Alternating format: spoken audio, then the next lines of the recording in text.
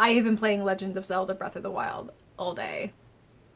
And I need to do things besides just play that all day. So we're hopefully gonna film something easy, my bi-monthly book haul. This is my books I have acquired in the months, excuse me, of May and June. So sit tight and let's get into it. In the month of May, I acquired 6 books. Only 2 of them were physical. The first 2 were audiobooks. I finally got a Libro.fm subscription.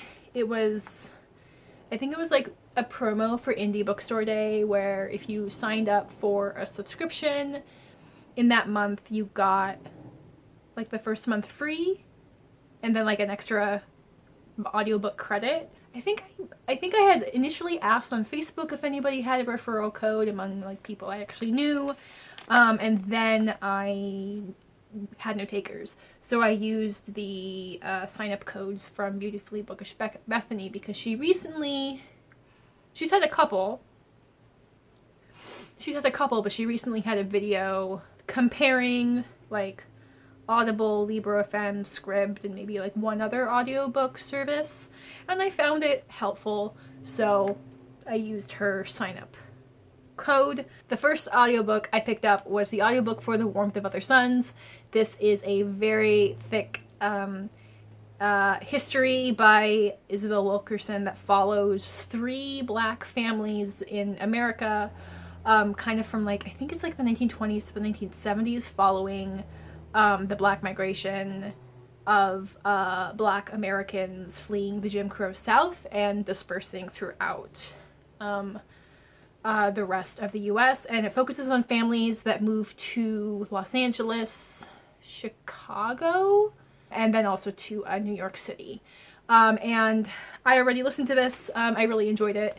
I picked up the audiobook just because I tend to do better with nonfiction on audiobook, and it was narrated by Robin Miles, who I really enjoy her narration, especially of nonfiction, and I just needed a little help getting into such a long, dense nonfiction. And yeah, I really enjoyed it, and I thought it was very interesting. And the second audiobook I picked up was Arabs, a 3,000-year history of people, tribes, and empires. It sounded interesting, and I think it was on super sale. I think it was like $2 or something. I'm sure the topic of Arabs is probably like vast and complex enough that it really can't be contained into a single book, no matter how long it is. I am someone who reads multiple books around the same subject, and this sounded like a good kind of overview of the history and culture and region. I could use that as a jumping off point to figure out, which historical events or specific regions or specific cultural aspects do I want to now learn more about in detail. Cool. Alright, so next couple of books I picked up from the Pango used book app. I picked up How to Do Nothing, Resisting the Attention Economy by Jenny Odell. This is something that has kind of been on my radar for a while, because I feel like the subject matter would tie very well with Laziness Does Not Exist by Devin Price. So I picked it up. And from the same seller, I picked up The Emperor of All Maladies, right? Yes. The Emperor of All Maladies, a biography of cancer by Siddhartha Mukherjee. And I read some medical nonfiction, and I was kind of like, I like this genre, like this kind of subset of nonfiction, investigative journalism kind of style. Like, what are some other, like, notable kind of medical nonfiction out there? And this was like consistently like at the top of people's lists. It says it's a Pulitzer Prize winner, and I don't necessarily specifically seek out books that are Pulitzer Prize winners, but I feel like the ones that I have read I have enjoyed, and I feel like their award has been well deserved. So I am interested to see how I like his writing, because there's another book that he's written. Well, I think it's like about genetics. I think it's about like human DNA. I think it's called like The Gene or something. And I want to see like how do I get on with his writing, because like the topic of that book also really intrigues me. So there's that. Okay. Next couple of books. The next couple of books I got from NetGalley, and I've already read both of them. The first one is Ordinary Monsters. I believe I talk about this in my May wrap-up. This is an adult fantasy that is... The tagline usually talks about, like, X-Men meets Miss Peregrine's Home for Peculiar Children. I also, like, hear Umbrella Academy kind of thrown around, and, you know, I think they are apt comparisons because it's a historical fantasy that mostly takes place in Britain, that follows a group of gifted children and the various adults who are trying to take care of them as they are hunted by a man made of shadows. Is that the description they give him? And this is going to be part of a series. And I listened to this on audiobook, and not my favorite audiobook narrator, but not my favorite audiobook narrator, but like the atmospheric writing did, like the descriptions lent itself very well to audiobook. It was just like some of the voices that I was like,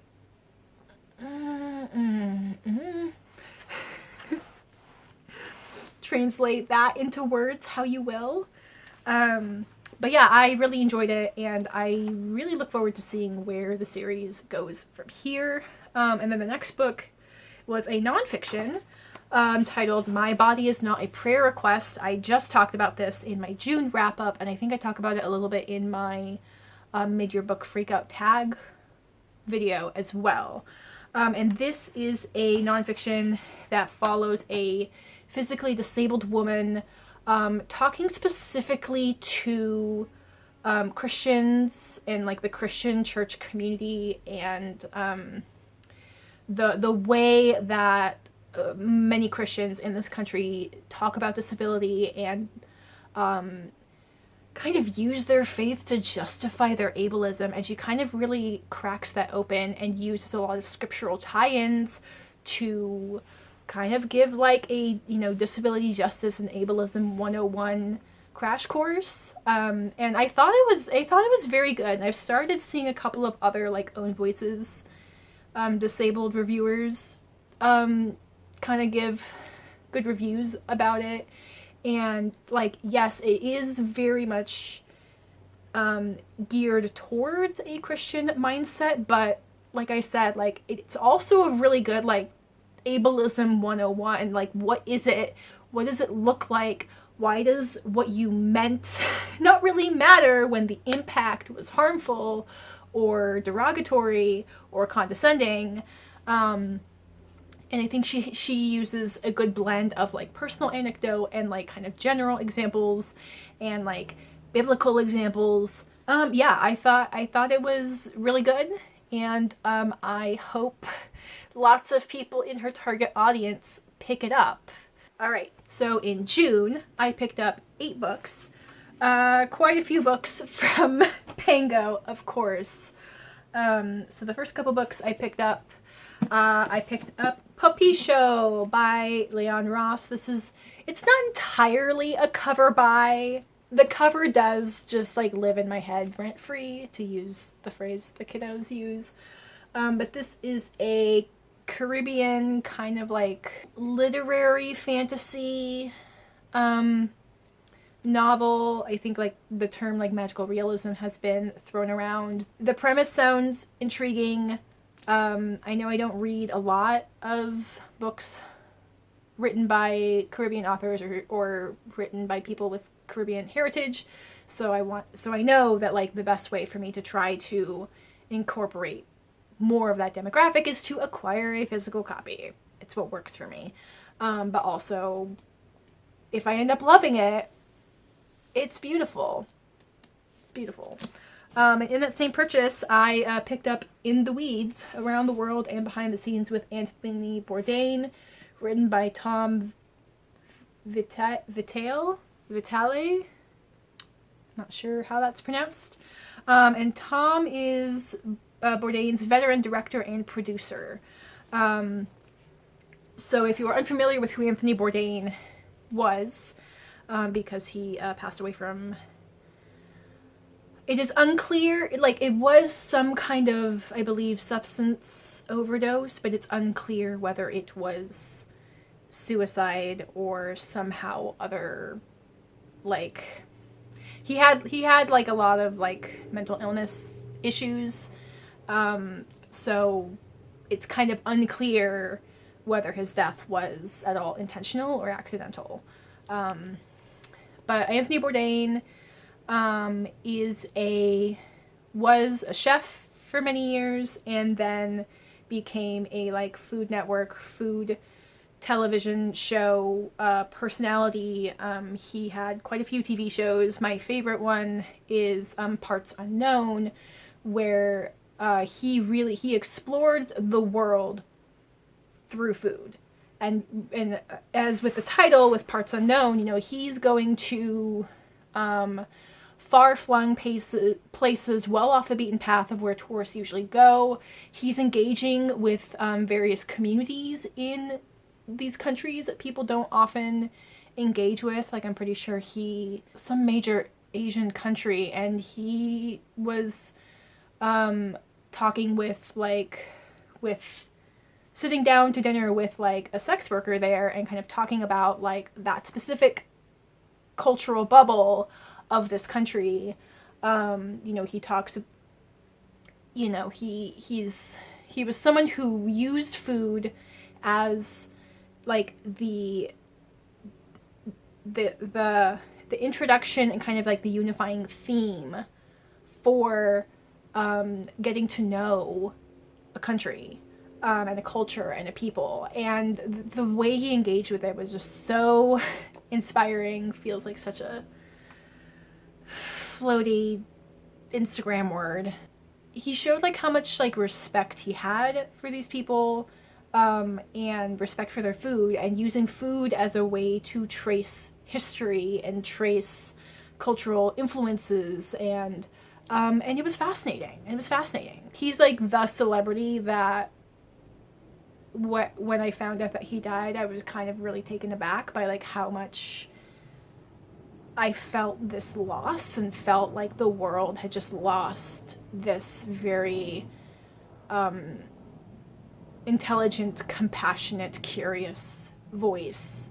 Anyway, all of that to say that I'm interested in reading some of the various books that Anthony Bourdain has written in his time, and then also getting some behind the scenes about like his, you know, from other people who knew him.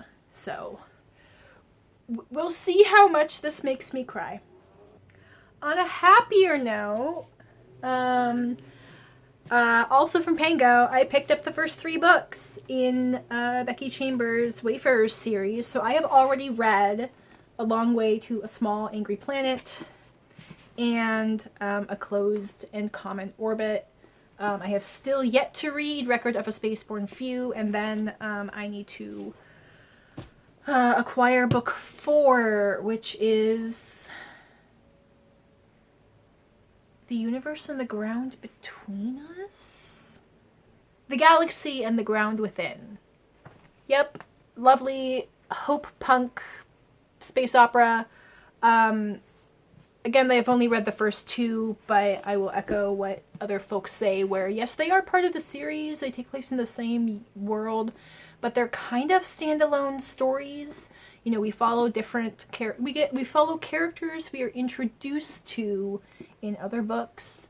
Long Way to a Small Angry Planet follows a like wormhole boring ship that has a very diverse cast of very diverse crew of many different species and genders and orientations and worldviews, and it's just very interesting to see how they all interact with each other, and it follows, I think one of the central characters is a new addition to the ship, who is like this young woman who has like never been off planet before. She doesn't really have any experience, and she's really kind of thrown into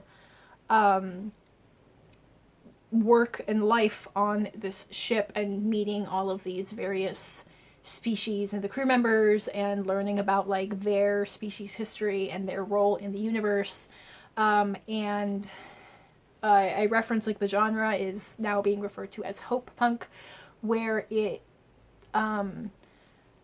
even if our characters are dealing with difficult topics, it's handled with a lot of like care, and you do trust like the characters are going to be all right. So you do get like a sense of action and exploration, but it's not super tense, it's not super high stakes, and you just know that like it's kind of like palate cleanser-y in a way where you know things are going to turn out all right. Let's see, and then book 2 follows an AI who is put into a human passing body, and being in a human, humanoid type body is a very different sensory experience for the AI. So it's I feel like there's a lot of parallels in this story to autism or other sensory processing neurodivergent conditions where you can be kind of overstimulated, where you can be understimulated, where you're having to learn where social norms are confusing, cultural norms are vague, and just kind of really learning how to learning how to live in this body, and learning how to find a community that understands your needs and your boundaries and your questions, and they are supportive of you. And yeah, it's lovely. So there's that. Okay. Then we have a couple of NetGalley books. There is A Fig for All the Devils, which mostly I was super intrigued by the title. And then I'll put a cover up here. And the cover is interesting. Let's see, I'll read this description, because I haven't encountered anyone who has actually read it yet. IBPA's Gold Award winner for Best in Horror 2021. An abused, grief-stricken, and impoverished Sonny has all but given up on life. That is, until he meets death by way of the Grim Reaper. The Reaper, a junk food-loving, poetry-reading, cigarette-addicted entity, has no time to waste as he searches for a suitable successor who would become death for the next millennium. By training the boy in the ways of death and dying, Reaper grooms his young apprentice, and through suspenseful and horror-laced events, he unknowingly gives Sonny something he never intended, a reason to live. Sounds interesting. I'm intrigued. Okay, and the next book, kind of continuing on the horror theme, is Day Boy. So this description: they worship the sun, the only god as cruel as they are. The masters, dreadful and severe, rule the Red City and the lands far beyond it. By night they politic and feast, drinking from townsfolk resigned to their fates. By day the masters must rely on their human servants, their day boys, to fulfill their every need and carry out their will. Mark is a day boy, practically raised by his master, Dane. It's a grueling, often dangerous work, but Mark neither knows nor wants any other life. And, if a day boy proves himself worthy, the nightmarish, all-seeing Council of Teeth may choose to offer him a rare gift: the opportunity to forsake his humanity for monstrous power and near immortality, like the masters transformed before him. But in the crackling heat of the Red City, widespread discontent among his fellow humans threatens to fracture Mark's allegiances. As manhood draws near, so too does the end of Mark's tenure as a day boy, and he cannot stay suspended between the worlds of man and master for much longer. So I'm guessing this is a spin on a vampire story. Again, I'm intrigued. I mean, you kind of put like vampires or something that sounds like vampires in the description, and I am immediately like, tell me more. But yeah. I think I need to start planning another vampire fiction reading vlog. Because I have that one, and I have Certain Dark Things by Sylvia Moreno Garcia. And I could either continue with one of the other vampire series I was reading in the other vlog, or I could find something else. We'll see. We'll see. Okay, last book. that I picked up. This book I found in one of my recent vlogs. I don't know. I will link whatever vlog it is where I go to the bookstore, Ada's Technical Books, because I've never been there before, and it was delightful. And on that trip, I picked up Lake Lore by Anne-Marie McLemore, and in one of my other recent vlogs, the first of the June reading vlogs, I'll just link them both and put some kind of description about which one is which. In that first reading vlog, I had read Miss Meteor, which is by Taylor K. Mejia and Anne-Marie McLemore, and I really enjoyed it. I've read some other Taylor K. Mejia books, but I wanted to pick up something else from Anne-Marie McLemore, and this book has been getting amazing reviews. Let's see. Description.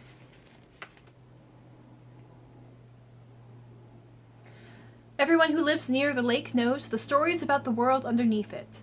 An ethereal landscape rumored to be half water, half air. But Bastian Silvano and Laura Garcia are the only ones who've been there. Bastian grew up both above the lake and in the otherworldly space beneath it. Laura's seen the world under the lake only once, but that one encounter changed their life and their fate. Then the lines between air and water begin to blur. The world under the lake begins to spill into the world above. If Bastian and Laura don't want it bringing their secrets to the surface, they have to stop it. And to do that, they need to work together. There's just one problem. Bastian and Laura haven't spoken in 7 years. And working together means trusting each other with the very things they're trying to hide. Cool. Anyway, I'm excited. I'm excited for all the books, as always. If you've made it to the end of the video, can you leave me a crab emoji or some kind of crustacean? Great. Let me know if you have read any of these and what your thoughts are, what you're excited for. Is there anything I should really prioritize? I mean, no guarantees that I will follow that advice because I am such a mood reader, but I'm interested in what you're excited about. So great. All right. I hope you have a good rest of your day. I encourage you to go out into the world and be curious. I will catch you folks in my next video. Bye!